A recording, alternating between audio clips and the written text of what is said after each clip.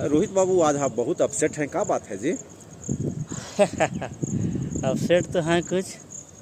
बताइए क्या मामला क्या चल रहा है? मामला है कि बहुत शोषण हो रहा है संविदा कर्मी के। अच्छा अच्छा। और जबकि इसे बात कहते हैं तो तुरंत जवाब दे देते हैं कि आप नहीं जानते थे कि संविदा कर्मियों में शोषण होता है, तो आप ज्वाइन क्यों किए थे? देखिए, आप बताइए कि आप आईटी सेक्टर से हैं? हाँ, आईटी सेक्टर से हैं। बिहार में जितने भी योजनाएं हैं सब डिजिटाइज हो रहा है, डिजिटल हो रहा है? सब डिजिटल हो ही गया, अब सब हो गया, सब डिजिटल हो गया। डिजिटल करने में किसका योगदान है? हम लोग का योगदान है। हम लोग का योगदान है, हम कर्मियों का योगदान है जो आईटी सेक्टर में जुड़े हुए हैं। अब बताइए, आज तक सरकार आईटी सेक्टर में कार्यपालक सहायक या डाटा इंटरप्रेटर का बहाली निकाली है?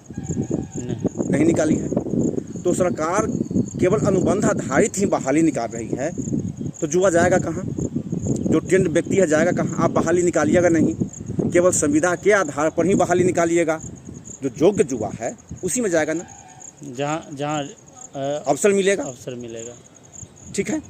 दूसरी बात बताते हैं आपको कि हम योग्य हैं, बहाली आ नहीं रही है, तो सरकार का जिम्मेवारी बनता है कि अपने नागरिकों को, अपने राज्य के युवाओं को रोजगार प्रदान करें।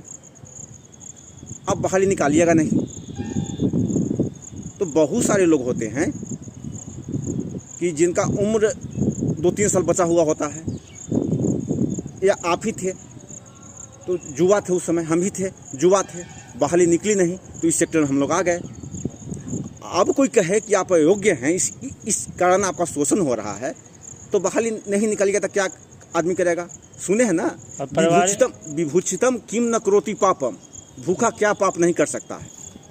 और पारिवारिक दबाव भी रहता है कि जल्दी से कहीं सेटल हो जाए, कमाना है ना, परिवार का दायित्व तो रहता है ना, तो बहाली तो आपको निकालनी है ना। ठीक है, आप बहाली निकालते, जो योग्य व्यक्ति होता हुआ था, लेकिन आप बहाली नहीं निकाल रहे हैं, आप हमको अयोग्य कर रहे हैं, संविदा आधारित बहाली निकाल रहे हैं, आप अयोग्य कर रहे हैं, तो ये तो गलत चीज़ है।